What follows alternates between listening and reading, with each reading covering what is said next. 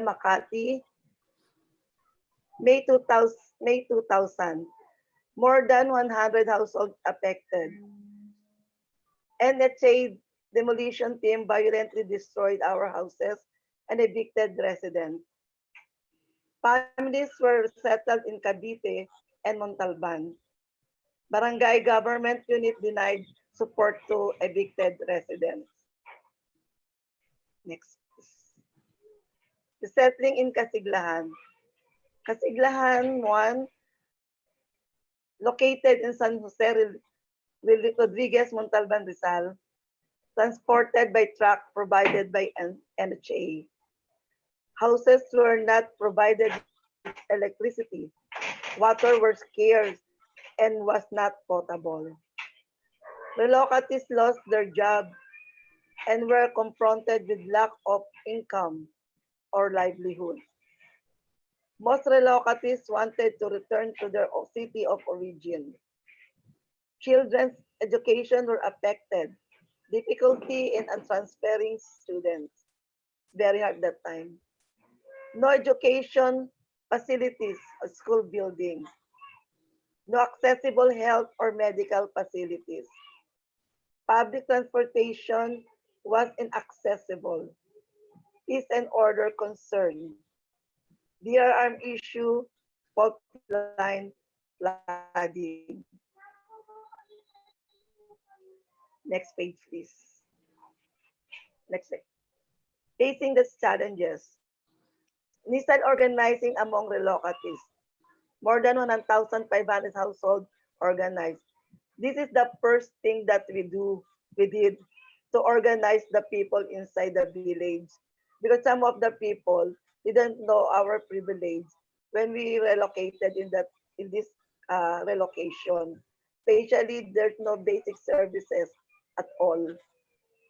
That's why we every day we go around in the village and organize the people to to understand them that our situation is not this is not uh, very this is not the one who that the government told about the relocation site.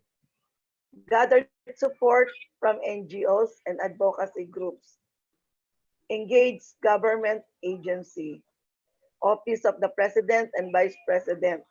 So we go to the time GMA Makapagal Arroyo, we have a dialogue to her. Municipal LGU mayor's office, we always go to our mayors. National Housing Authority, we have a regular meeting to the NSA to talk about our basic services. Presidential Commission on the Urban Poor, yeah, we always also go to Presidential Commission on the Urban Poor. National Anti-Poverty Commission and the Housing Urban Development Council. We ask them to help us. People's Mobilization, Street Parliament, better deliver of basic services, electricity, water, and etc. Basics Amortization Payment Program of terms. Next, please. Next, please. Several successes. Water provision in Casiglahan. So we asked a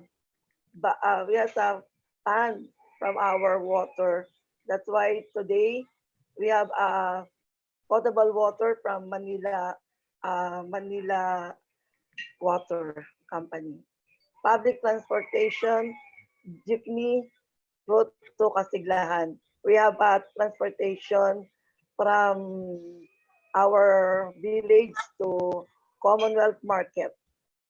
Local infirmary, we have local infirmary inside our village today. Public school building, we have a school from elementary, secondary,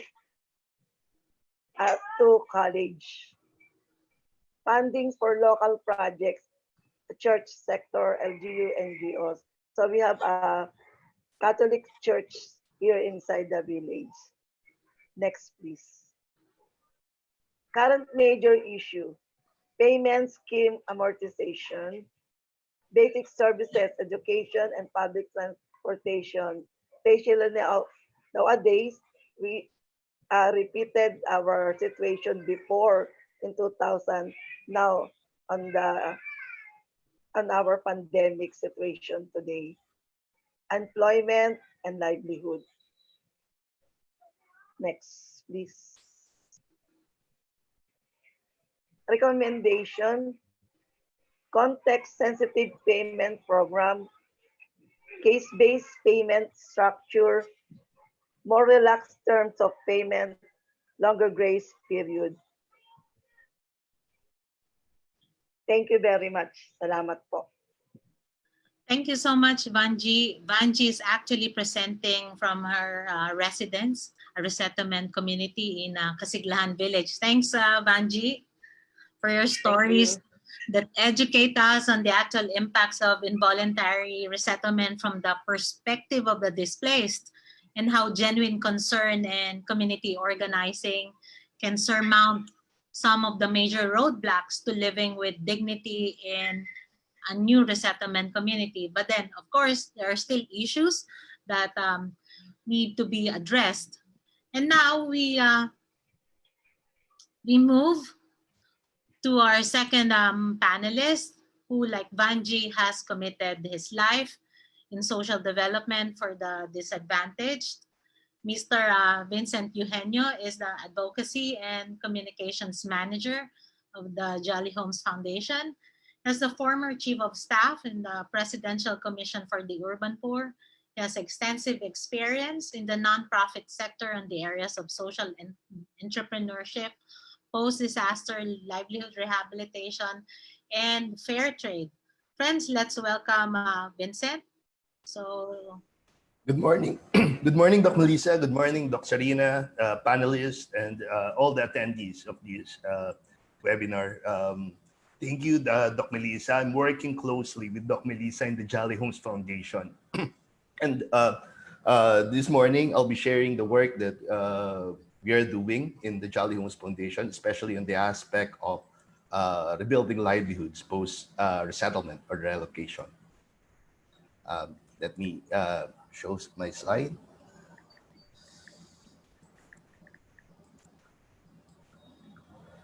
My presentation is entitled Rebuilding Livelihoods Post-Resettlement, Community Organizing and Towards Social Enterprise Development.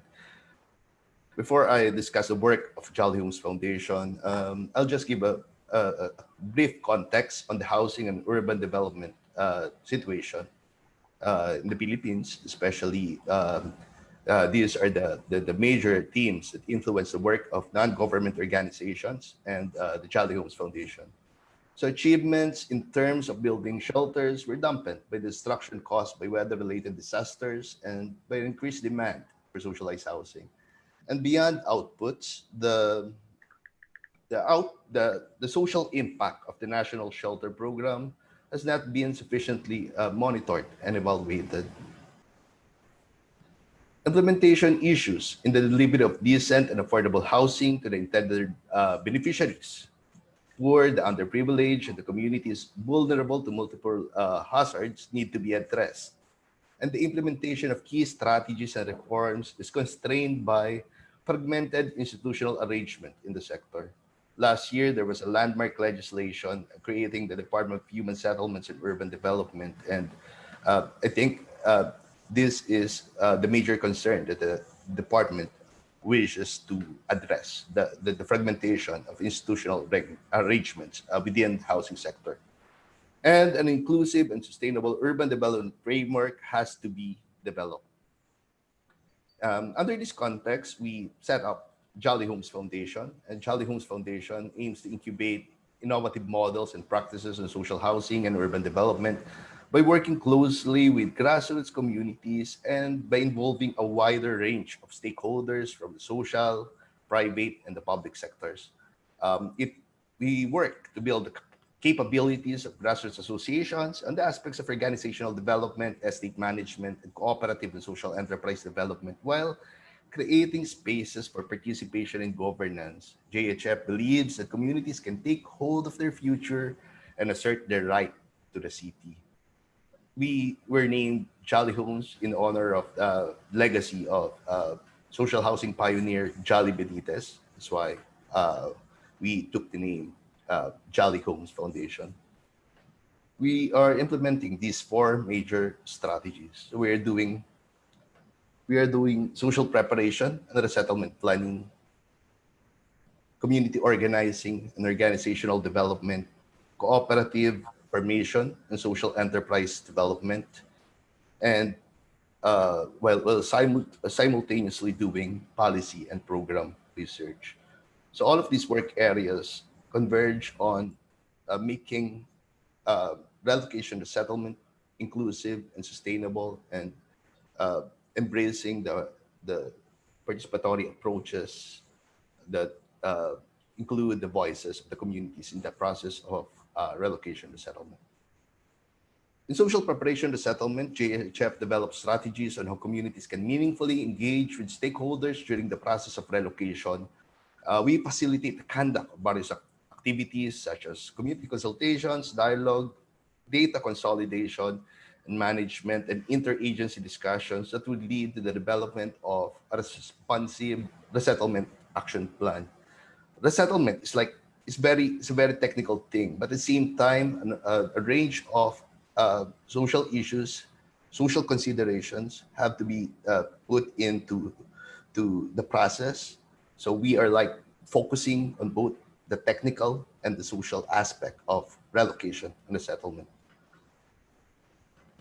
We are also focused on doing community organizing and organizational development. JHF works with communities in setting up and strengthening their organizations, even before the resettlement and in the earlier stages of their stay in the relocation sites. So we do community organizing. We employ processes that enable community members to come together, generate solutions, and take collective action. We believe that organizing has to go a step higher and take cooperative and social enterprise development uh, as the next step, as the next major step after the communities were organized and they're already dealing with a number of issues that confront their communities.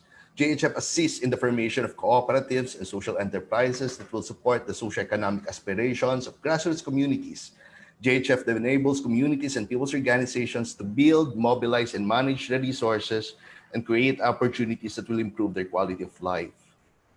And all of this has to be supported by a policy and program environment that enables participation and sustainable development. JHF conducts independent studies on policies and programs that affect the basic sectors, onset urbanization and urban development. We're also working to build community-based management models on housing and enterprise development that enrich existing approaches and practices. Zooming in to the issues of jobs and livelihoods post-resettlement, we believe that urban poor communities are constantly struggling for livelihood and work opportunities.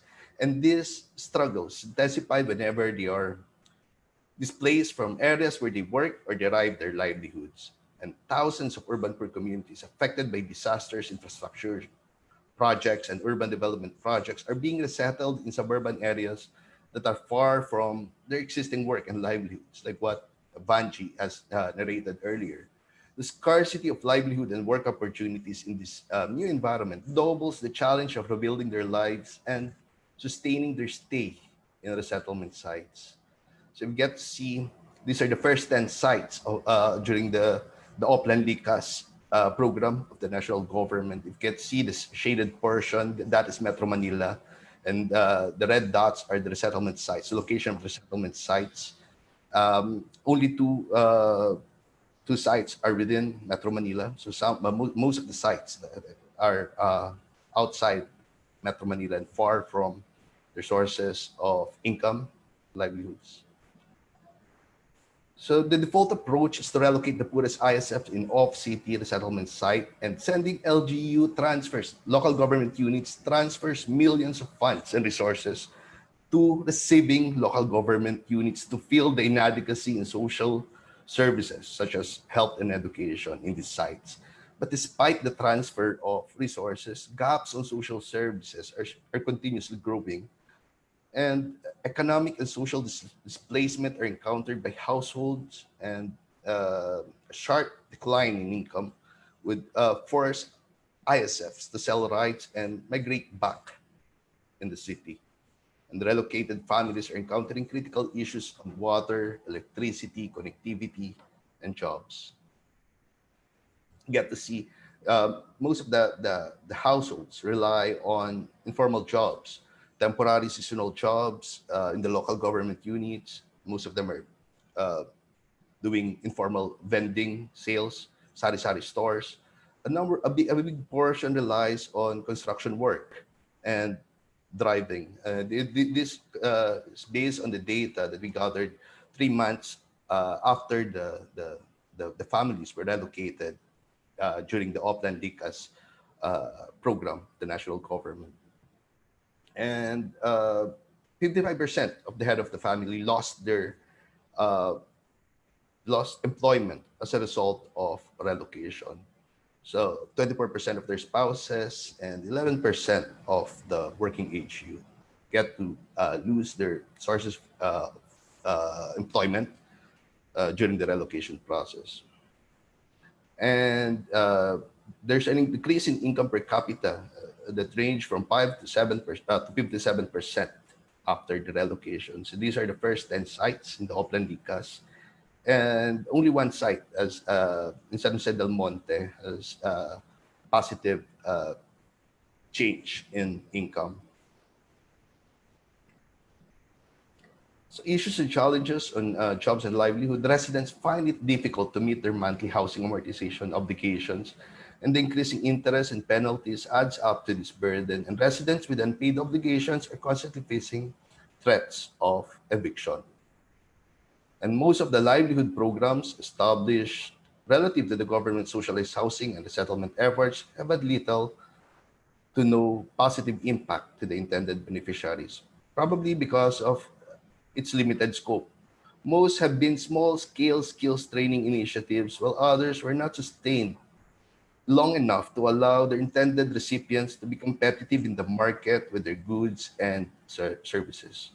And public and private partnerships that cater to enterprise development have also been relatively scant, with few parties able to fully appreciate the necessity of convergent approach to address this problem. There's some private sector, the private sector is also helping in rebuilding livelihoods after resettlement, but uh, the challenges of making it sustainable would always be there. And we see that there's a need for a comprehensive and sustainable approach whenever we talk about livelihoods post resettlement. The Public Act 7079, also known as the Urban Development and Housing Act, states that socialized housing programs and resettlement projects shall be located near areas where employment opportunities are accessible, and their beneficiaries shall also be prioritized in the implementation of livelihood program and grant on livelihood loans. And this is stated in Republic Act 70 to 79. But most of the livelihood development component in resettlement plans are not too defined. So most of these are like uh, uh, has to has there's a need to further define what we really mean by the provision of livelihood development support to settled communities. In JHF, we developed this framework that puts together the programs and services that the settled communities need, onset, relocation, resettlement. So we believe that there should be a component that solidifies management system, or put create opportunities for communities to participate in the governance and the management of their livelihoods after settlement. So we have community resource and estate management planning, cooperative and social enterprise development. So these are the activities, these are the things that has to be in place even before the settlement. And if you get to see, there could be two trends: access to jobs and access to entrepreneurship opportunities. So after resettlement, schemes for temporary jobs should be there. Cash for work programs that would allow families to earn while adjusting to their new sites. This can actually be applicable even if the sites are within the city, since there'll be some increase in amortization if they're in city. So schemes for temporary jobs would allow them to adjust to their new sites.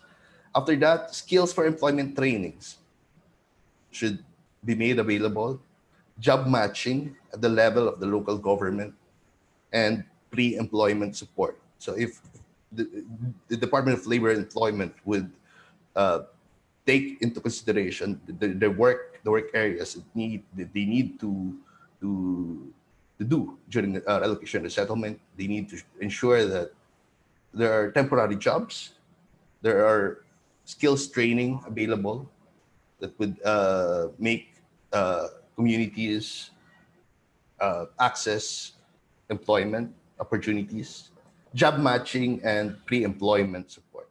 For the entrepreneurship, for the provision of accessible entrepreneurship opportunities, there should be dislocation assistance that would allow families uh, to have emergency food security and livelihoods.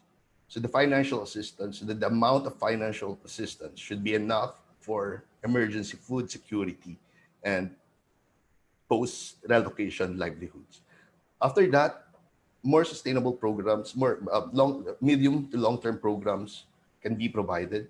Business development services in terms of trainings, market access, and technology transfer, and access to financial services, capital, savings, insurance. So what we are saying is that if we are doing livelihood, we are doing relocation to settlement plans, we have to ensure that these components have to be there. The management system has to be in place.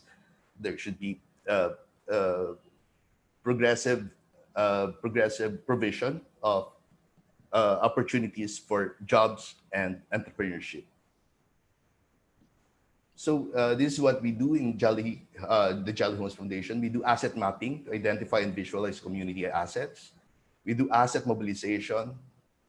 How do we utilize these assets and how do we build and diversify communities' assets? Asset management and how do we set up systems and mechanisms that manage these assets. So at the community level, the livelihood committees at the LGU and the community level shall be set in place, and the roles and responsibilities of members should be defined in these communities, in these committees. Asset mapping workshops can be conducted with the participation of stakeholders. And a critical thing would be the development of livelihood-related infrastructure and community connectivity. We look at it as a very critical component, consideration in doing relocation resettlement planning.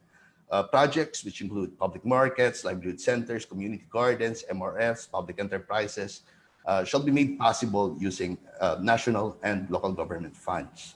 And transportation facilities such as terminals and roads shall be developed to facilitate the connectivity and access of the settled communities to resources and business and livelihood development opportunities. So all of this can be done at the local government level. And cooperative and social enterprise development, like what I have discussed on building up a management system before and after the relocation process. Cooperatives organized, registered under CDA can ensure the continuity of these livelihood programs. The learnings that we have while doing social enterprise development, community organizing and social enterprise development work in the settled communities, we believe that social enterprises that are built during the settlement uh, should be asset-based. Urban poor social enterprises should harness and mobilize the community's social, physical, natural, and financial resources. And these SEs should utilize and enhance the existing capacities and capabilities of the community. And it should be social purpose driven. The social enterprises should be based on a distinct social mission, and they should open opportunities for employment and encourages the involvement of the greater community. and the various processes integrated in its value chain. It should also respond to the actual and potential needs in the community. I was looking into these learnings in the context of COVID. I think this can also be applied in post-quarantine livelihood rehab or post-pandemic livelihood rehab. The way we value the use and management of community-based assets should be part of this. Can be part of the post-pandemic programs. Solidarity markets, urban poor SE should also ensure that it can sustain its operation by developing and accessing markets for its products and services, and offering products and services that the community actually needs, afford, and can patronize. And it should be managed by the cooperative or the people's organizations. And the SEs that will set up will be managed by organizations, and ideas and models will be conceptualized and developed by the organizations themselves based on the outputs of the workshops, structured exercises, and planning sessions. All of this should be done in a participatory manner. And I think that's it. Those are the major learnings that we had at Jolly Homes while doing community organizing and social enterprise development work post-resettlement. Thank you very much, Doc Melis, Doc Sarina. Thank you so much, Vince, and thank you for sharing with us how an NGO like the Jolly Homes Foundation, how it partners with the communities to make their lives better. And later on, we'll get back to you for the question and answer. Let me share my screen again for our next speaker.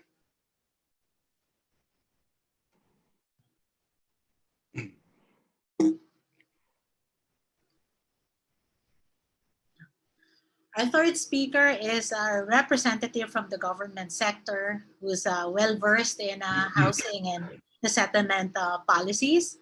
In fact, he's one of the major formulators of the IRR of the new department, the Department of Human Settlements and Urban Development. So his attorney Angel, we call him Angel, but his full name is Angelito F. Aguilar. He is a lawyer, member of Integrated Bar of the Philippines. He is now the officer in charge for the new bureau under Department of Human Settlements, the Bureau of Housing and Real Estate Development Regulation. And prior to his current position, he has held several directorship positions in different divisions within Housing and Urban Development Coordinating Council. He earned his Bachelor of Laws with honors from Ateneo de Manila College of Law, and he also earned his Bachelor of Science in Management from Ateneo de Manila University. Friends, let's all hear from Attorney Angel Aguila from the government sector. Thank you, Melissa. Good morning. Good morning to all the participants and to all my co-panelists. Yes, we have a new department in the government, the Department of Human Settlements and Urban Development. But let me start my presentation with a brief scenario on our problem with homelessness and informal settlements, which results to, well, a lot of times involuntary resettlement or relocation. Okay.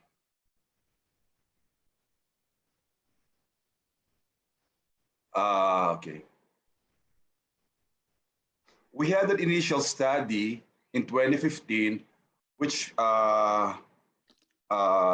placed highlighting the seriousness of the problem of informal settlements in Metro Manila alone, which was estimated to be close to 600,000 families or households, almost half of them occupying privately owned properties, while the rest are occupying danger areas such as waterways, government infrastructure, project areas, and vacant government lands. Well, across the country, the poor and underprivileged, or what we normally call the informal settler families, they constitute as the intended primary beneficiaries of the government's public housing programs and projects. This was a study in 2015. We had another one, a more recent in 2017, which placed the total housing needs of the country by 2022 to about 6.57 million units. And about 1.44 million of them would be the informal settlements. And in the next 20 years, if we do not get to accelerate housing production, the total housing need would be about 22.6 million. 1.9 of them would be the informal settlements. So it's a big challenge ahead of us, but the numbers alone cannot express these challenges, as the homelessness, problem with homelessness is further aggravated by climate change, disaster risk, and various hazards. Well, we still have these problems, notwithstanding the fact that the government has been doing all the relocation and resettlement since the 1970s. But, and yet homelessness persisted in slum areas. Well, the informal settlements continue to proliferate. Public housing then has failed as resettling people to far-flung areas away from their jobs in the cities, away from schools and health facilities with no efficient transportation system. Public housing then in the form of relocation and mass housing was doomed to fail as the relocatees, they kept on coming back to the cities where there's livelihood, where there's job opportunity, the education is there for the children, health facilities are there. So they just kept on coming back to the cities. Well, it is probably timely now with all the lessons learned in the past relocations and resettlement undertaken by the government. We finally have the new Department of Human Settlements and Urban Development created under RA 11201. So the new department, the two government agencies before, the Housing and Urban Development Coordinating Council and the Housing and Land Use Regulatory Board, they were consolidated to and merged as the new Department of Human Settlements and Urban Development. The role of our new department is it's the primary national government entity responsible for the management of housing, human settlement, and urban development. And we are the sole and main planning and policy making, regulatory, program coordination, and performance monitoring entity for all housing, human settlement, and urban development concerns. But as mentioned in the previous presentations, housing, human settlements, and urban development, it involves all the different agencies, different stakeholders. So there's really a need for synergy and convergence among all of these actors in terms of in the arena of housing, human settlement, and urban development. Well, to summarize what the new department is really, what we are doing, we are in charge of land use planning. These are the land use plans, the physical frameworks of the cities, municipalities, and the provinces. And then we also regulate subdivision and condominium projects. This is under the old law of PD 957, while land use planning is under an old law also, EOs, an old executive order, which all powers then were transferred to the new department. We also implement the balanced housing development program. This is very important to us because a lot of our efforts can be merged or synergized with the implementation of the balanced housing development program. As we all know, it requires developers of subdivision projects and condominium projects to allocate a certain portion, a certain percentage for socialized housing. And our program now there is a provision there that we can subsidize. We can provide funding from the balanced housing, subsidizing the land development of projects of LGU, socialized housing projects of the LGUs, of different NGOs, of different communities, CMP projects. So we can subsidize land use development to cut down the cost and then probably improve on the housing construction, on the housing component of the housing project. So it becomes more affordable for our beneficiaries. So it's a convergence between the balanced housing development program and the actual public housing being done by the government, by the LGUs, and the different communities and non-government organizations. So We also regulate homeowners and homeowners associations. And lastly, which probably most important to us, is the public housing, resettlement, and relocation. We wanted to have one bureau just for public housing. Unfortunately, the DBM did not grant this to us, but we were able to come up with one service office for the specifically for public housing. And in all our regional office, we have a public housing division which should assist and coordinate all the public housing, all the resettlement and relocation activities going in the different regions across the country. So we have a public housing service in the central office and divisions in our different regional offices. So, and then we came up with implementing rules and regulation, which is also cognizant of all the lessons learned. Hopefully we were able to incorporate the mistakes of the past, what we need to do. And insofar as planning and policy formulation is concerned, we have to ensure alignment with national and international policies, frameworks, and commitments. Particularly significant and relevant now are the Sustainable Development Goals, the new urban agenda. We have the different international treaties on climate change, and also on we have locally, we have the Philippine Development Plan, then the National Urban Development and Housing Framework. Later on, we also have the National Resettlement Policy Framework. And it was during the consultation, what really came out there is that when we do planning and policy formulation, that should be data-driven, evidence-based. So it becomes very mandatory now on our part to really be able to come up with big data, correct statistics, and make use of them in coming up with our plans and in our policy formulations. And finally, again, after all the errors and mistakes in our settlement and relocations in the past, one thing that came out is there has to be genuine, adequate, inclusive, and participatory consultation with relevant stakeholders. So hopefully all of this, we can really bring out in the implementation of the different mandates of the new department.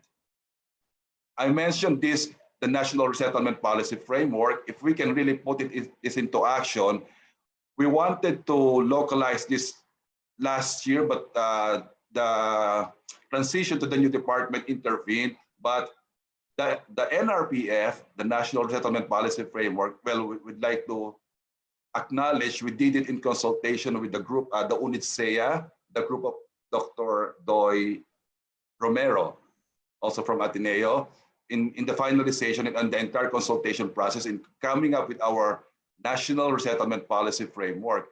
All in all, a lot of the things we were discussing, presenting before, in the earlier two presentations, like convergence.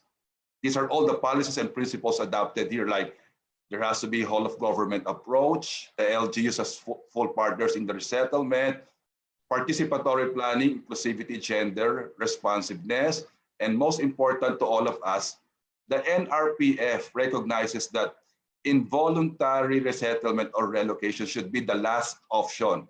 As much as possible, resettlement should be voluntary and giving priority to in-city or near-city resettlement. Well, that is really a lot easier said than that, but we're doing some in-city and near-city resettlement now, but really it's the lack of available lands and expensive lands near Metro Manila, near the cities. But let me just mention one of the new mandates of the new department. We are given the mandate to identify and manage idle, private, and government lands anywhere in the country which is suitable for housing. And we can take charge in the management of that, and hopefully we can unlock them and make use them for housing. And a lot of them may be good to accommodate a lot of the informal settlers here in Metro Manila alone. This unlocking idle lands was really an offshoot of product of the 2014 or 2015 National Housing Summit, both by the Congress and the Senate, wherein it was found out then that a lot of idle lands in Metro Manila alone, owned by the government, can provide housing to our informal settlers. Not necessarily for sale for them to purchase, but making use of the different modalities, tenurial arrangement, such as rental housing, which I will be discussing later on, in order to provide different options and choices for our beneficiaries to match their needs, not just it is for them who cannot afford, we force them to buy, and then we resettle them in far-flung areas, but at least if we get to utilize and make use of idle lands just around the city, near city, we might have a viable relocation and resettlement for our informal settlers. Okay, these are mostly the ongoing public housing undertaken by the government. Continuously we're doing is a cleanup of waterways and danger zones.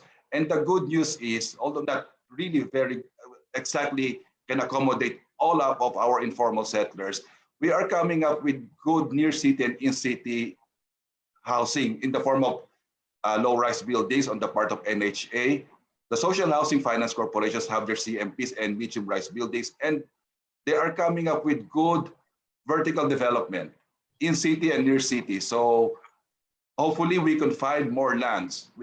More idle lands or more private lands also, which we can make use for our in-city and near city, so as we don't bring our relocatives in far-flung areas and they just keep on coming back. And it's turning out to be a lot more successful, of course, than the old mass housing we have been doing. And then we have, okay, these are the new government in city or near city, principally being done by National Housing Authority, but but not yet to that large extent, very limited, and by the Social Housing Finance Corporation, realizing the need for what we call in-city or near-city resettlement, where our beneficiaries are not moved away from their jobs and livelihood, from schools and other important basic services and facilities. This is the preferred mode now, public housing, by the department in our country to look for available lands within the metropolis, and we build mid-rise or low buildings which are more manageable and which can house more beneficiaries, which are given sufficient training and adjustment period to be able to, as beneficiaries of in-city and near-city housing.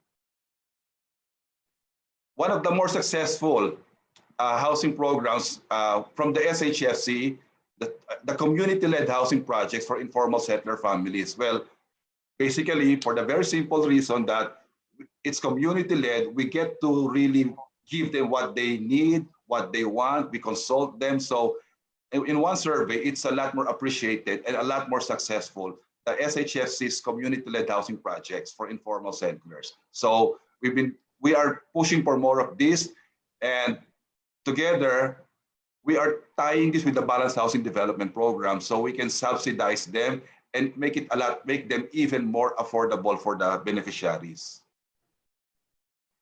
Okay, we are also adapting, these are two rental housing models, one from San Juan City, the other one is the Disciplina Village from Valenzuela City, which we are coming up with our rules and guidelines patterned after this. And we are trying to likewise partner it with the balanced housing development to make it more affordable. San Juan City is more or less, this is a subsidy, it's rental.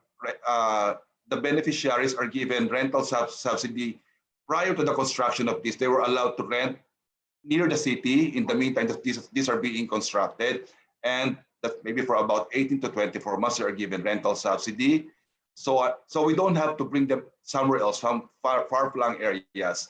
They can find, and the study shows that there are available formal residential homes near the city which can accommodate beneficiaries which are awaiting for the completion of their housing projects. So the other one is Valenzuela City. This was an offshoot of the need of the LGUs to provide housing for their beneficiaries, for their constituents which are residing in danger areas, in waterways. So these two modality of rental housing, we are really pushing, and we're coming up with the rules and guidelines to push this as part of the new methodology of housing being pushed by the department. And finally, this was also mentioned in an earlier presentation, a lot of the build programs of the government, the new infrastructure, they would entail a lot of resettlement and relocation. We don't want to do all the old style of mass resettlement, bringing transferring the relocatives away from the city or where they came from, away from where their jobs. So hopefully, in providing resettlement for those affected by our infrastructure programs and projects in under the build, we can implement in your city, in city, at least where we do not have to bring our relocatives away from their jobs, their livelihoods, from their educations, where we consult them. We do a lot of honest to goodness consultations. We require, by the way, we are making it a point for the preparation of the resettlement action plan, which has been neglected in the past. So that's part of they get to miss a lot of the understanding the needs, the demands, and the preferences of the beneficiaries. So hopefully, in the coming years, we will be able to implement all of this under the new Department of Human Settlements and Urban Development. But this is a big task, challenge ahead of us, and really, there's really a need for convergence for all the different government agencies to really partner the private sector and consult the beneficiaries for them to be part of the planning process. I think by then, having learned our lessons, hopefully in the coming years, we will be able to come up with a better resettlement relocation for our relocatives, avoiding involuntary resettlement and relocation. So let's pray, please pray for our new department that we get to really do all of this. Hindi lang po sa pagpaplano namin at saka sa mga frameworks namin. Yun lang po. Salamat po. Thank Thank you. you.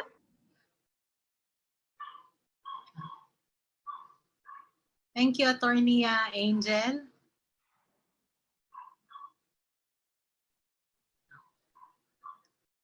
Thank you for coming here in the webinar, bringing good news. And we're so happy to hear reforms in the new department.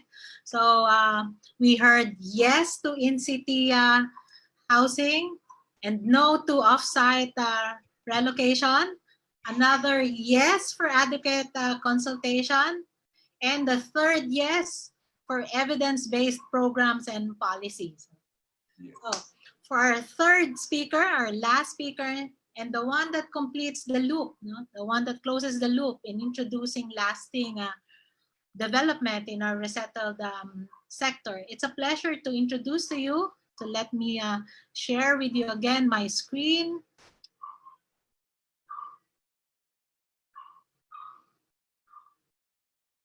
Wait. Stop share first. I think I shared the wrong screen, this one. And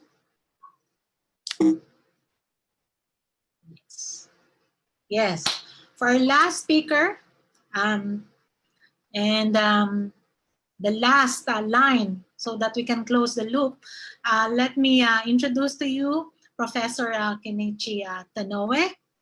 He's the Vice Dean, Faculty of Design in Kyushu University, Japan.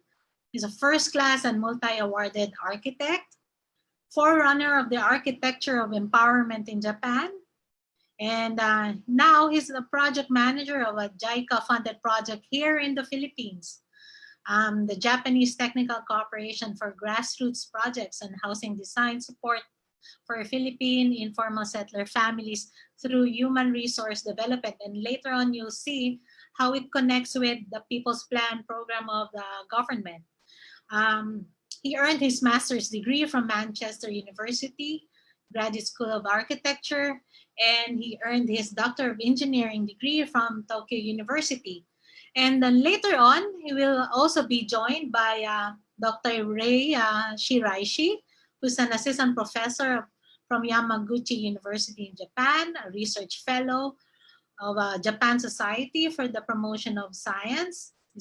She's also an architect and a researcher, published several articles on different modalities of co-housing here in our country, in Japan, Switzerland, and Australia. She's the assistant project manager of JICA project, the same project with Professor Tanoe. She earned her master's degree from Kyushu University Graduate School of Design, and earned her Doctor of Engineering degree from Kyushu University Graduate School of Design. So, friends, let's welcome our last speaker, Professor Kenichi Tanoe. Thank you very much, Dr. Navarra. Good morning, everybody. Magandang umaga. Okay, I'll share the screen.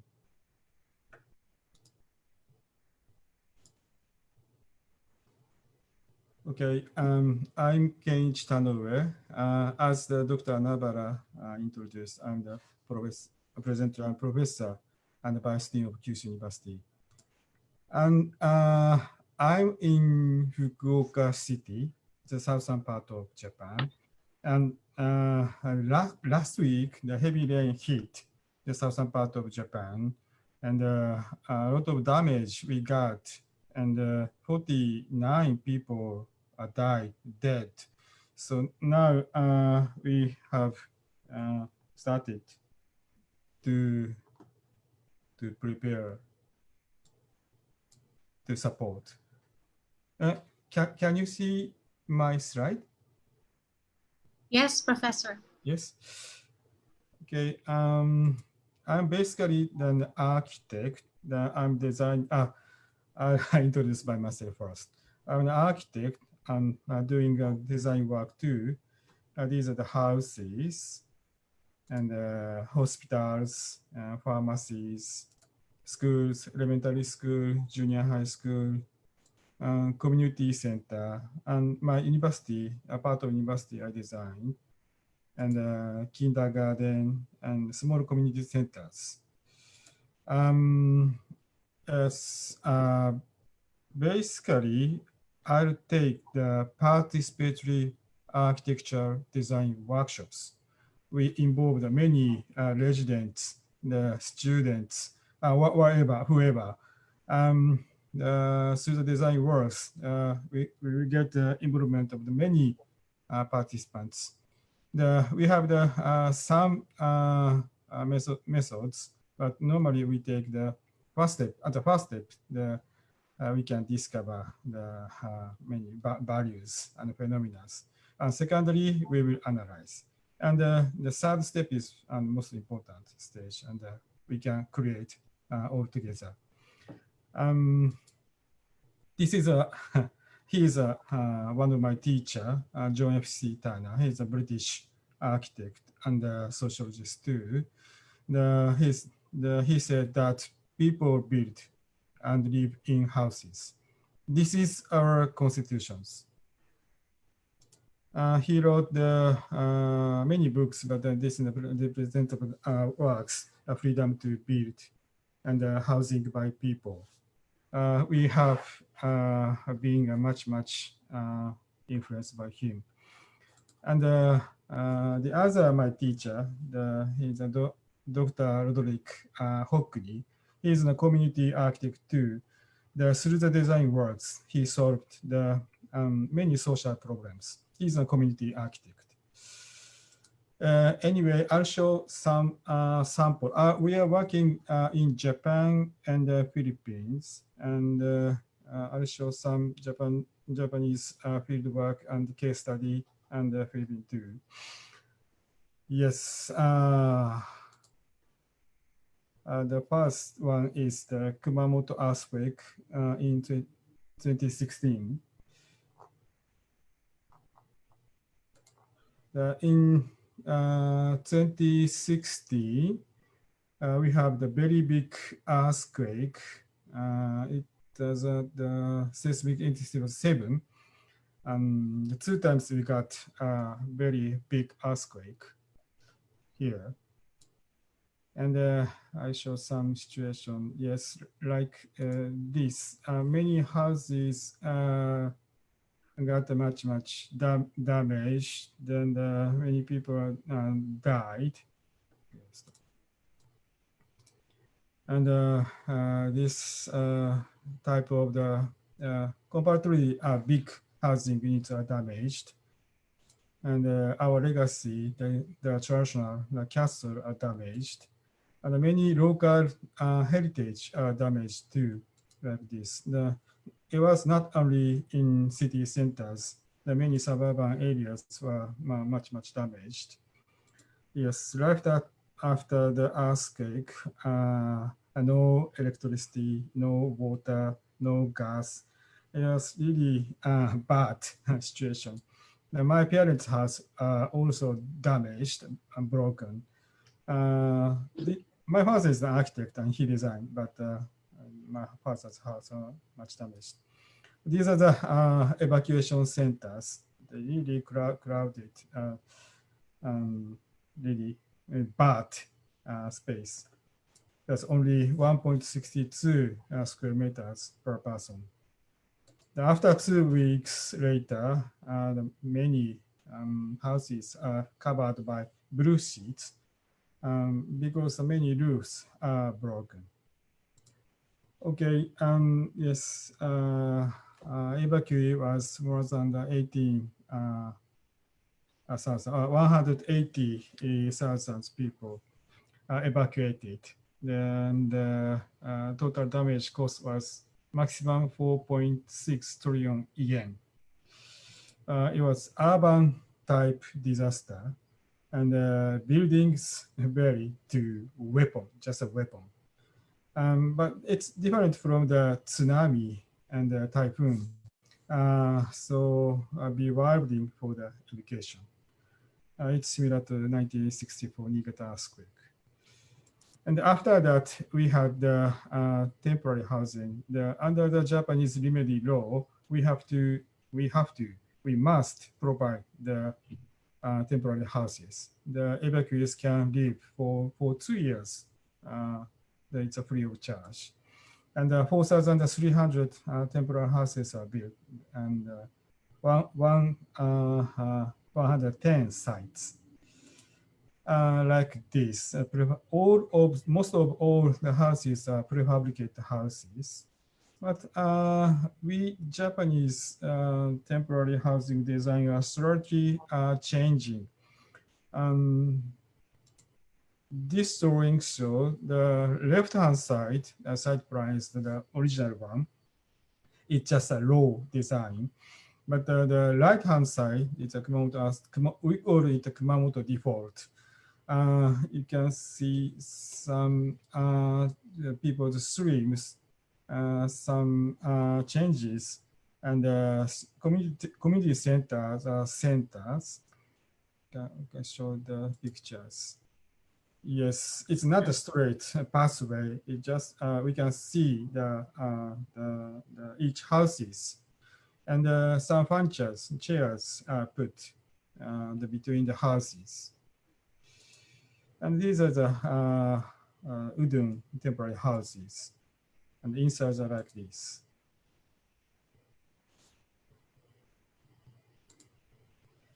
Yes, and we can have the meeting community center. We call it house for everyone. And at the process of the recovering, the residents and evacuee has to discuss about their futures. The space is very important, and the government supported to have this kind of small community center meeting space, and we supported to them, and these are yes, our students joined the supporting works. And I designed a small community center. It's also funded by Nippon Japan Foundation. Thank you for Japan Foundation. So even this kind of small minimum houses, we take the participatory design process. Many evacuees join and discuss how we can design the community center. This is the completion ceremony. Yes, we put plants, greens. Yes, this one. Anyways, I also manage the very big housing, old housing complex. And under the Japanese law, the more than 80% has to agree the reconstruction. This is really, really tough. And bigger, more tough. So more than 1,000 house owners. So that means 800 people, house owners has to agree the housing building reconstruction. So the consensus building, consensus making is very, very important. So we take this kind of participatory process. We call it design workshops. Okay, let's move to the Philippine works. As the Vince, Mr. Elgano, and yes, Angel told about the history of the housing, ISF's housing in the Philippines. I am working more than 30 years in South Asian countries, especially in the Philippines. And as the yes and Angel told, I think the housing issue is the one kind of very important urban issue, urban problem. So having the secure house is very important, can solve the many social issues. Anyway. Yes, as presenter said, as a mass housing era, it was really bad. The many houses are abandoned. The people are moved from the outside to inside the city. Yes, and I also collaborate with Freedom to Build and research many economic houses. I just skip this. And this is the Czech Central Impact Center housing project. They combined works and housing and some technical approach they had. This is really nice housing samples. So we take the same approach with Japanese case.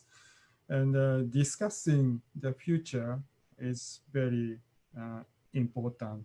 So we had this kind of community meetings. And since the last year, we have started the JICA, Japan International Cooperation Agencies project. It's we can support the design works with many ISF people, and Dr. Nabara and Mr. Vincent Yugano, we are collaborating about this project.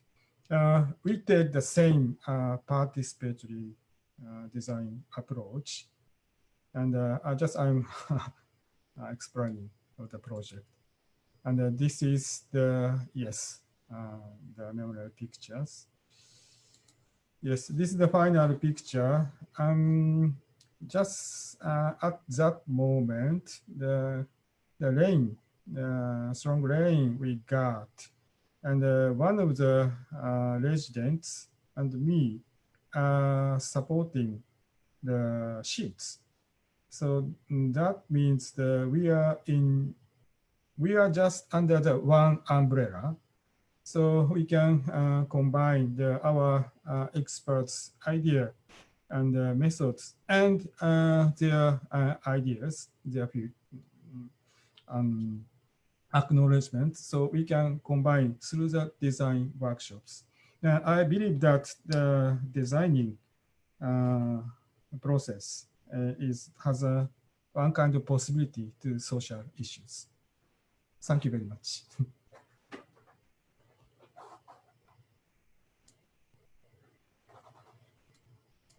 Magandang. Sorry, maraming salamat po.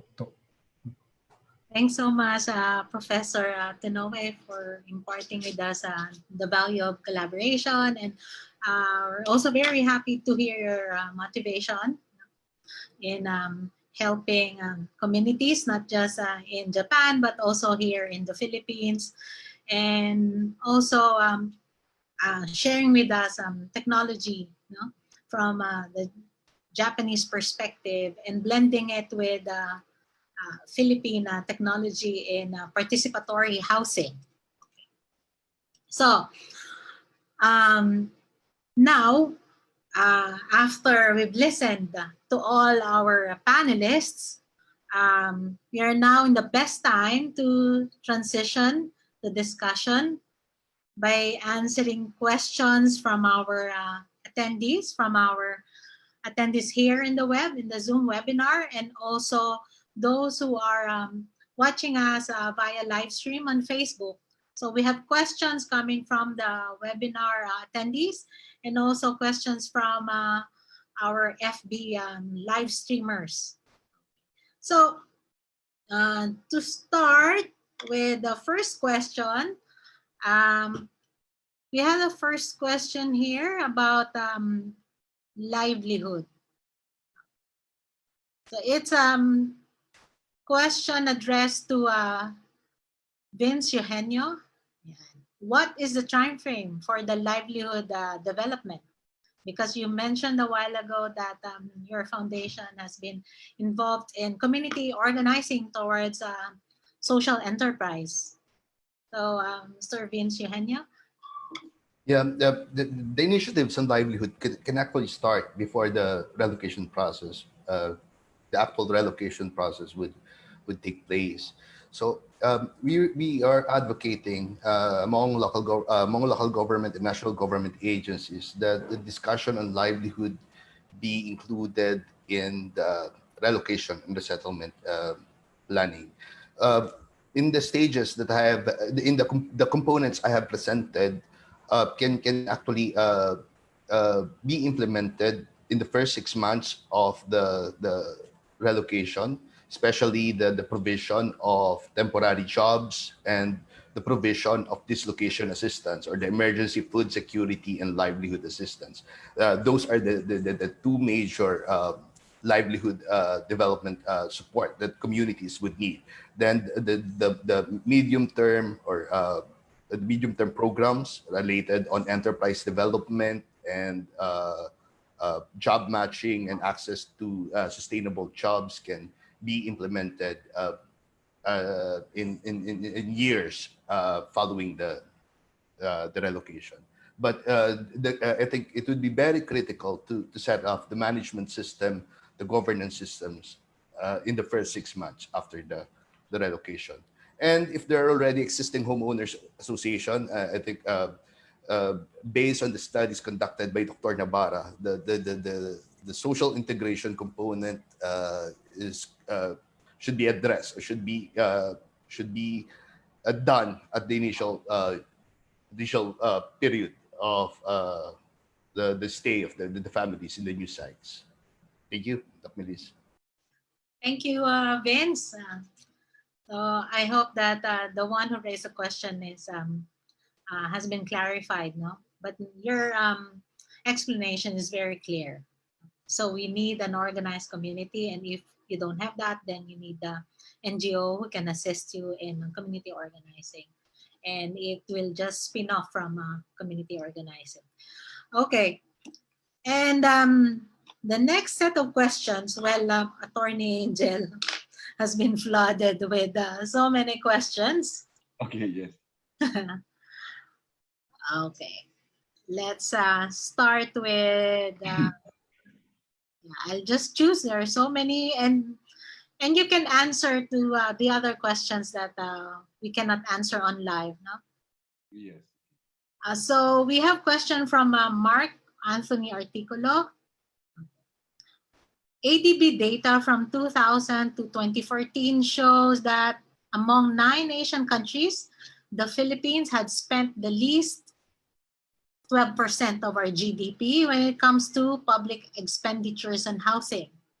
More than 4 years into the Duterte administration and the implementation of the Build, Build, Build program, has this figure improved?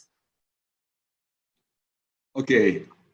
Insofar as budget allocation expenditure for the housing sector, unfortunately, we are still in that always clamoring, requesting the government to give us more allocation for housing sector. And even up this year, it no improvement, or I'm not very sure if it even went even smaller than what we had in the previous years. But for the housing sector, it's very unfortunate that we have not been allocated what compared to other countries, particularly also in Southeast Asia, we are given a very meager percentage of the in the total budget of the country just for the housing sector. So it really impairs the way we manage, the way we implement the program, how do we coordinate. But on the project basis itself, we really have to ask the government for additional budget. But this is also in line with, I read one question from Mary Racelis. Despite the very limited budget allocation that is admittedly impairing how we manage, how we coordinate, our manpower staff, we cannot get more people. Even up to now, we are limited in our staffing. The balanced housing program, which is a portion of the funding from the developers, if properly channeled to assist projects of the LGUs, projects of the NGOs, projects of the communities, to subsidize them, can leave at least a good mark on at least the performance of the particularly of the new department. Even in a very limited budget, we can tap the compliance of the developers to at least make good in the, well, at least for our purposes, in the helping the improving our settlement and relocation of our beneficiaries. Okay. Thank you so much, Attorney Angel. And are you ready for the next question? Yes, please. Then we'll just go back to you, no? Okay. The next question is from Justin C. A number of critical scholars argue that the terms communities and community-led are rather problematic in resettlement because communities are not always uniform and consensual, but are rather highly differentiated along the lines of class, gender, location, making some groups more vulnerable than others when relocated. Just wondering how these complexities are accounted for in resettlement plans. Because right now, you now require resettlement action planning, right? Yes. It is indeed complex. It's not easy. That's why we really advocate that all LGUs, all project proponents or housing proponents must have a good resettlement action plan. And before they proceed, it should be at least reviewed by us and look at if all the needs, the preferences of the beneficiaries, how no matter how diverse they are well addressed or look into in the planning. So what we are really concerned with highlighting here is that it's important really to plan, consult, and look at the needs of and preferences of the beneficiaries. That's why we really have to plan and consult. Yeah. So the consultation, and you also mentioned a while ago about the genuine, adequate consultation, Yes. right? It's when we were doing formulating the IRR, the communities were really pushing for sectoral kind of Yes. consultations. So it's Yes. not just collective, but then per sector. Yes. And Yes. that's Yes. important in resettlement action planning. Okay, so we have here a question which I think can be answered by, or should be answered by Professor Tanoe. Dr. Raishi can also join in, and also Banji. Is any approach or strategy to prevent is there any approach or strategy that can prevent urban disaster management? To prevent urban disaster in the new settlement. So how can we prevent an upcoming disaster in a new settlement? Banji, would you like to Ah, answer that? okay, Yeah, sige. yeah. Since Oo. you're already now in the resettlement sites. Yes. So, Tagalog Kung Yeah. sa amin kasi, dahil nauna kami rito, no, na 20 years ago, at isa yun sa mga uh, nile-negotiate namin sa gobyerno noon pa, lalo na sa NFA. Kung kukuha din lang ng mga resettlement area o relocation, ay talagang suruin mabuti kung ito ay malayo sa mga malayo sa mga danger zone. Kasi itong ang lugar namin, pinangalanan namin ito ng death zone, di ba? Dahil inilikas kami mula sa tabing ilog, so danger kami doon, so disaster kami doon, pag mga typhoon, ganyan. So nilipat kami sa Montalban, na ganoon din pala ang kainatnanan namin. Dahil, di ba, dito lagi kami binabaha taon-taon.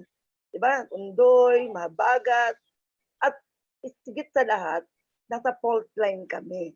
So, ang sa amin para ma-prevent talaga ng gobyerno yan, ay tanungin yung tao talaga, saan talaga sila dapat na manirahan, at tignan din yung mga lugar na talaga bang malayo sa kapamakan ng mga tao. So, yung mape-prevent talaga natin, itong mga disaster na darating. Pero ngayon, na nandyan na kayo, how do you Ngayon, prevent? Sa ngayon, ang prevention namin talagang ginagawa dito, natuto kami. So, ang ginagawa namin nag-mapping kami ng mga hazard mapping. So, tinignan namin saan yung lugar na palaging binabaha. So, pati saan yung lugar na nasusunog at nasaan yung fault line. So, tinuruan ng mga tao na tamang waste management, na dapat itapon yung mga basura. Tinuruan yung mga tao dapat magtanim para makatulong, no, sa mga tubig. At higit sa lahat, then isa pa rin pala sa mga resettlement, yung pagpapaayos ng mga drainage. Kasi talaga na hindi talaga maayos yung drainage na ikinabit sa amin. Talagang babahain kami. So ngayon problema pa rin namin yan. Pero gumagawa ng pamamaraan, nakikipag-usap kami sa barangay, sa LGU, para doon sa mga maliliit na problema namin ngayon na kinakarap. At nakikita rin naman namin na unti-unti nagkakaroon na kami ng ang tawag na dike, no? Nagkakaroon na kami ng mga dike sa kailugan. Kasi malapit din kami sa ilog eh. So, sa ngayon, masasabi namin na medyo nababawasan na yung mga risks namin dito sa aming lugar. Thank you, Banji. By the way, I want to announce to everyone that I think we need to extend until 12:15. So I hope it's okay for everyone. And we have so many questions to answer. Some will be answered live and some will just be written answers. Okay, so what Banji shared to us is, first, she said, the disaster can be prevented. The government, particularly the Department of Department of Human Settlements, NHA and SHAFC, those agencies involved in housing the poor, they should be preventing this by examining really the locations of these housing sites, these relocation sites, and check its vulnerability to disaster risks, because right now they call themselves living in a death zone, because the government previously was not able to prevent, their transfer to this high risk location. So they call it death zone. So what do? Collectively, they do hazard mapping. So on their own, these families do hazard mapping. They check the locations prone to fire. the locations or the houses that are close to the fault line, and they also orient the families about waste management and cleaning up of drainages so that they can prevent flooding in the area. And they also continuously coordinate with LGUs. So they demand for services, they demand for their interventions. So that's what the people's organizations and the families in Kasiglahan village do. Okay, thank you, Banji. And now we will hear from Professor Tanoe and also perhaps Dr. Shiraishi. How can we prevent disaster from happening in new settlements? Yes, exactly. We have the two approaches. One is for hardware, buildings, and urban infrastructures. It depends on the site, situation, and budget. But second approach is, Banji said, the soft approach.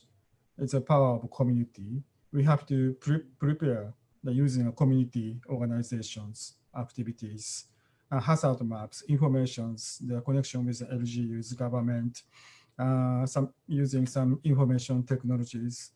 I think this second approach, the software, software approach, is much important than the hard method. Sure. Thank you so much. So we have the hard and soft approach. So what the families are doing now are the soft approach. And the hard approach that will be introduced by the engineers, by the planners, the urban planners.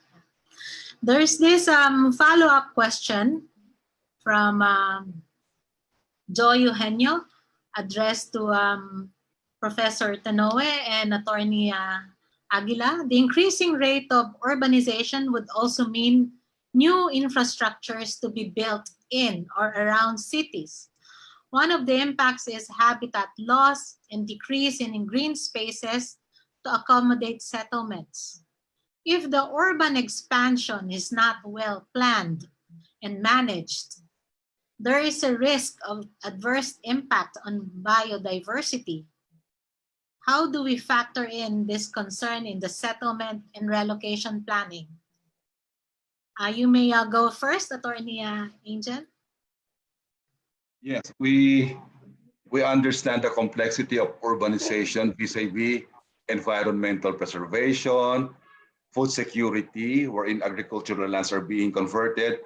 We have to go to the one of the most basic mandates of the department of the ACLU-RB before. We have to ensure good land use planning, good zoning, and LGUs must comply to their approved land use plan, to their zoning ordinances. And the problem is it gets to be circumvented. If we can really implement the land use plan based on our standards, our standards is a lot, 5 or 6 volumes.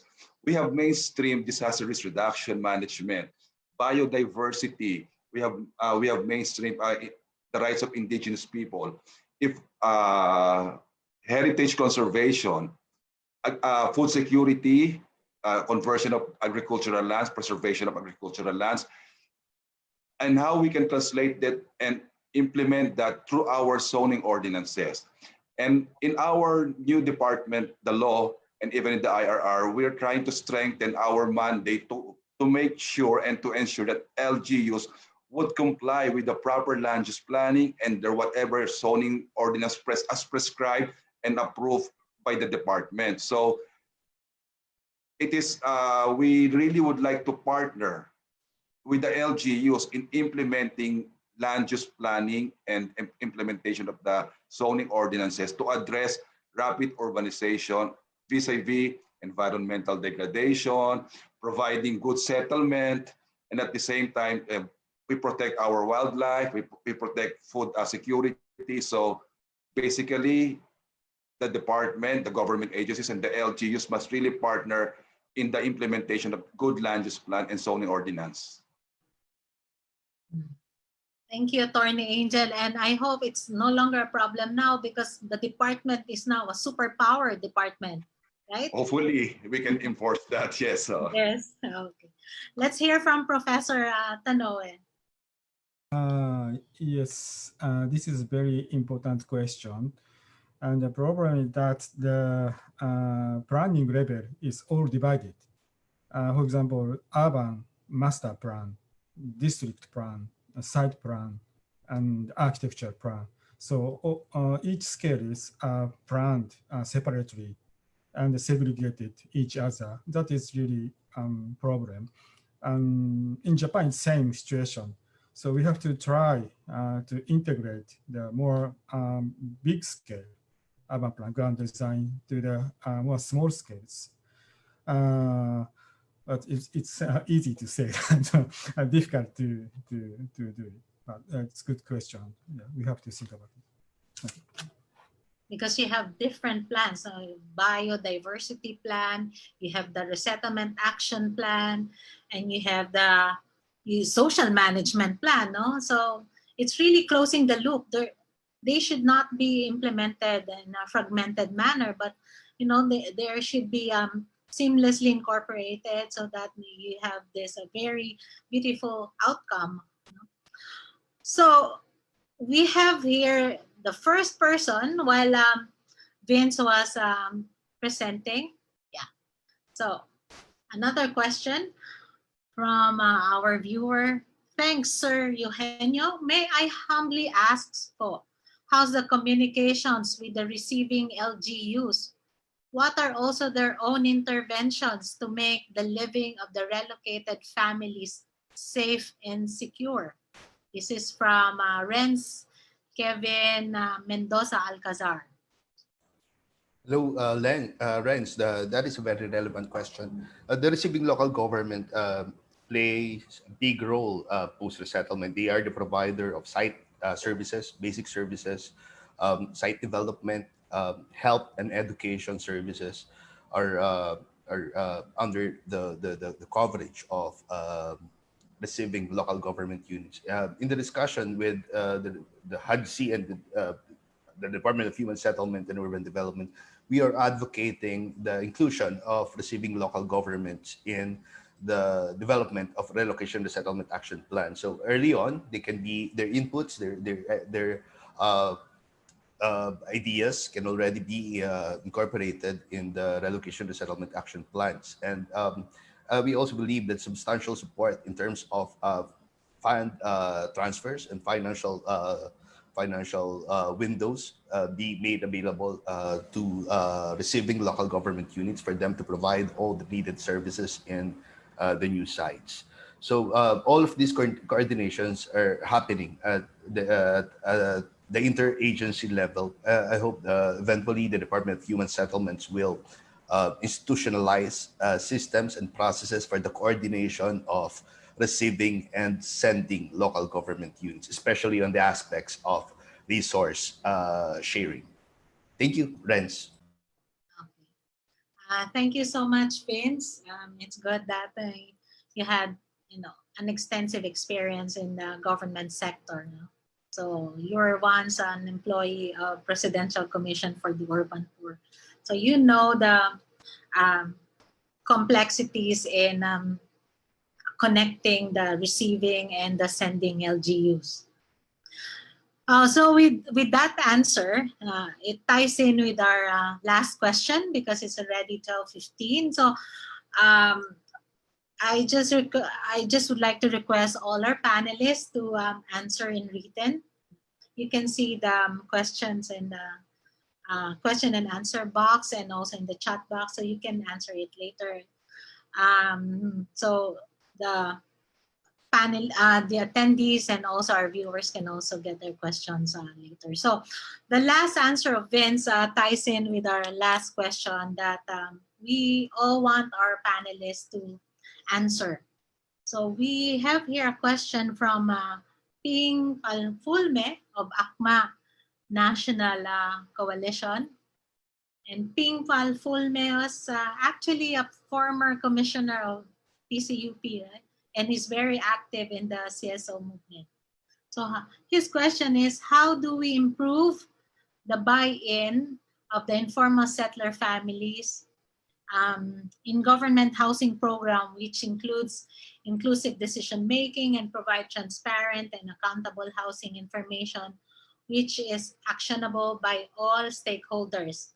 In short, he wants us to answer from our perspective, no, from the government, from resettled household, from the perspective of JICA, from the perspective of NGO, how can we improve the greater participation, the greater cooperation of the affected families in the government resettlement program? Banji, would you like to go first? Paano sa tingin mo mas susuporta ang mga ISF sa government housing program? Ano lang naman, sa mga ISF kasi, isang bagay lang kasi yung gusto namin talagang makita, yung sinseridad ng government dun sa mga project sa housing. So kasi katulad namin, no, nadala kami kasi maraming pangako sa amin na hindi natupad. At sinabing ganung kaganda yung resettlement, hindi naman. So yun ang mga bagay talaga na ang resettlement ay talagang hindi naniniwala.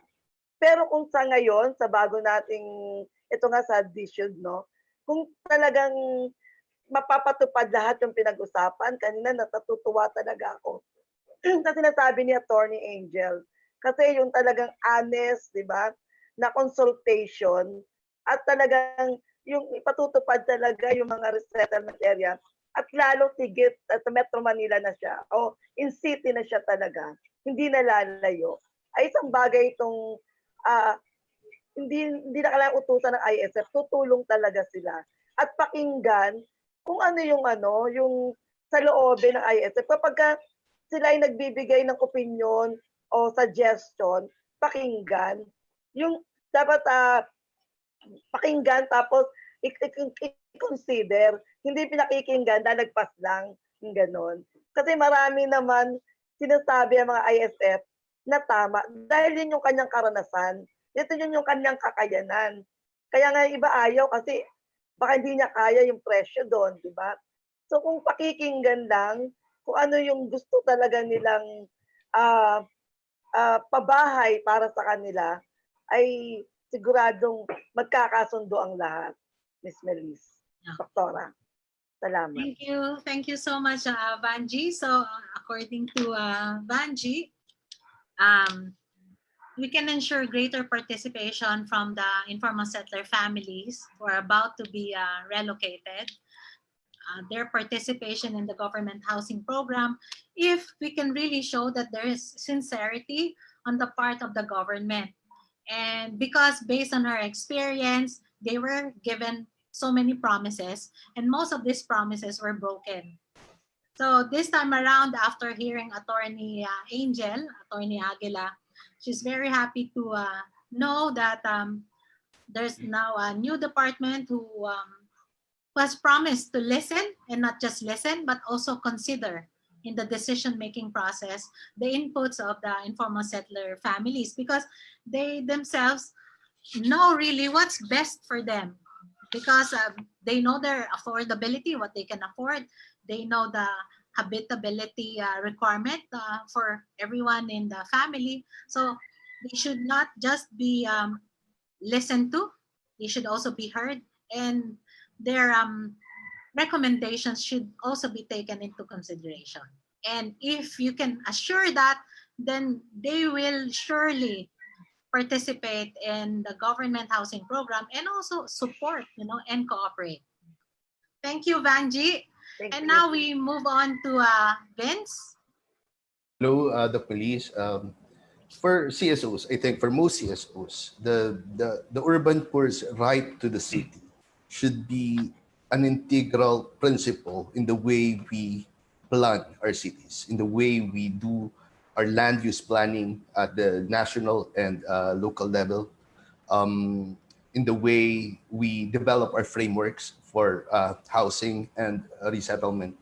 I think that principle guarantees the right of the urban poor to be part of the city, to be a major player in the way the city operates, the city runs. Um, to operationalize this, to really put this into action, mechanisms for platforms for uh, people's planning, people's shelters planning should be made available for all people's organizations and civil society organization, and that mechanism should have uh, the needed support. ISFs would need funding for their projects, for their people's plans projects. The government should have uh,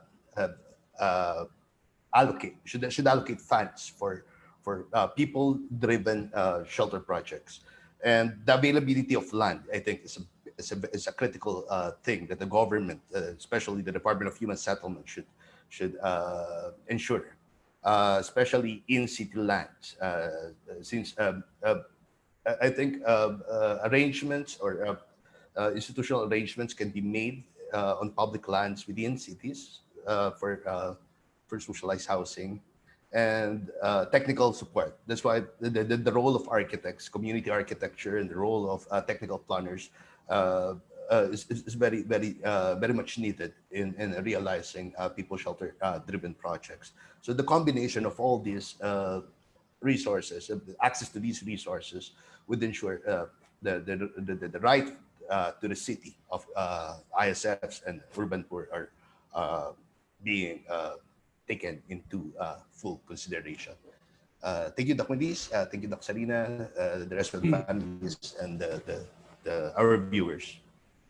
Thank you, Vince, for highlighting formulating a mechanism for that right to the housing framework. Okay. Now let's move on to Attorney Angel Aguila. Yes. What Banji said a while ago, I'll say in Tagalog, yung hinahanap nila sinseridad. Medyo nakakaano, di ba? Well, we have two panelists here. It touches us in the government, the word sincerity, because really, if it's just on our part, the government, to perform our mandate of providing housing, magtayo lang na magtayo ng pabahay, just build houses, not really sincerely considering the needs of the beneficiaries, what their preferences. So we had all the mass housing in the past which failed. That's the failure there. Parang there is no sincerity. We just want to build houses, produce houses. That is not anymore the trust now. We really have to understand the needs to provide home, not just shelter, address the needs, the accompanying needs of the beneficiaries, and all of this, kung talagang sincere sa pagpapa-implement ng, hindi lang ng mandato, but yung obligasyon natin magbigay ng tulungan yung mga beneficiaries natin. So all of these are really spelled out, detailed in our National Resettlement Policy Framework. If we can really implement that, from consultation, which leads to good planning, and then the implementation and capacitating the LGUs, the government agencies, those government agencies with infra projects requiring the resettlement of affected people, even capacitating the beneficiaries themselves. They're all in the NRPF, in the resettlement framework. If we can only really implement that, siguro we can be very successful in this challenge before us of addressing homelessness. Yun lang po. Salamat po. Thank you, Attorney. Salamat din. Angel Aguila. Thank you for again giving us assurance about the sincerity of the new department.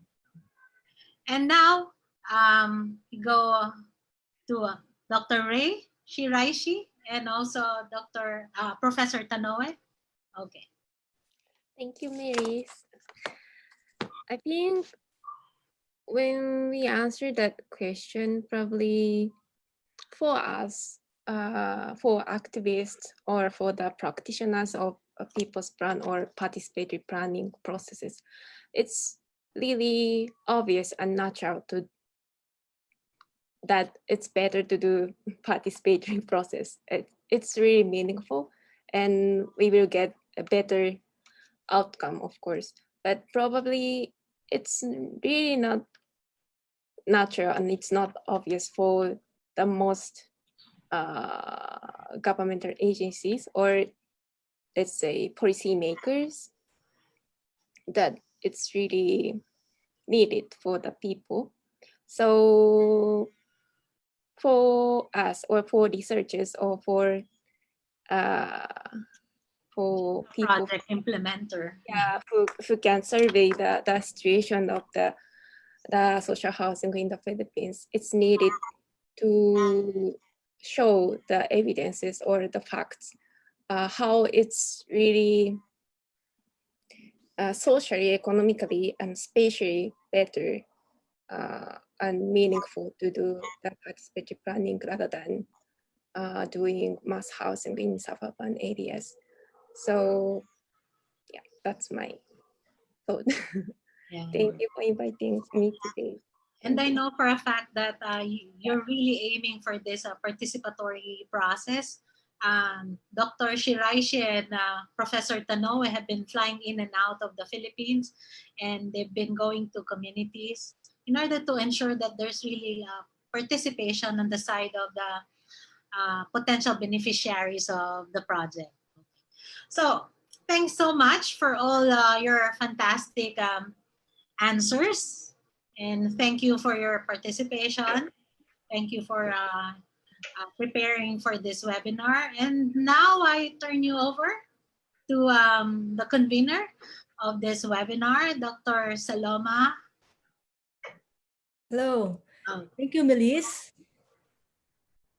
The initial topics in the course, SOCDEV 201.3, under which we are convening this webinar, hint at the variety of meanings, definitions, and usages of the term development. They hint at how development agenda and policies evolve over time, and at the variety of actors and structures involved. The notion of social embeddedness, that our behaviors, that our havings and beings are embedded or located within social relationships, prompts the view that groups and communities, such as that of Banji, Ms. Serrano's, government bodies, such as Attorney Angel Aguilar's Department of Social Housing and Urban Development, non-government organizations such as Mr. Vince Eugenio's The Jolly Homes Foundation, and international development institutions and the Academe, as represented by Professor Tanoe and Dr. Shiraishi, inform and should inform the design, implementation, and policy-making processes of development. Today, we are reminded that successful development policy making and implementation benefit from two pillars. First, an understanding of the process of translation of development agenda and policies in everyday practices, needs, and capabilities. The second pillar is the channeling of data and insights from the everyday work back to policymakers and decision makers. Today, we brought in together actors in the policy area of housing to give us a glimpse into how we can close the loop between policy, concepts, theories, and approaches in development on one hand, and social reality on the other. So it's closing the loop between social reality and policy. How? As we saw today, through communicative action, talking, listening, discussing each other's work with the hope of working toward a shared value, a shared goal, improving the condition of the involuntarily displaced and resettled. So before I end this session, may I ask my students to remain in the room for a while? And thank you, Attorney Angel Aguilar, Mr. Vince Eugenio, Ms. Evangeline Serrano, Dr. Reish Hiraishi, Professor Kenichi Tanoe, and thank you also to Dr. Melissa Navarra for being with us today. I am Zarina Saloma Akpedonu of the Department of Sociology and Anthropology of the Ateneo de Manila University. Again, thank you very much for joining us, and I hope to see you again in our future activities. Thanks, Boppy. Boppy,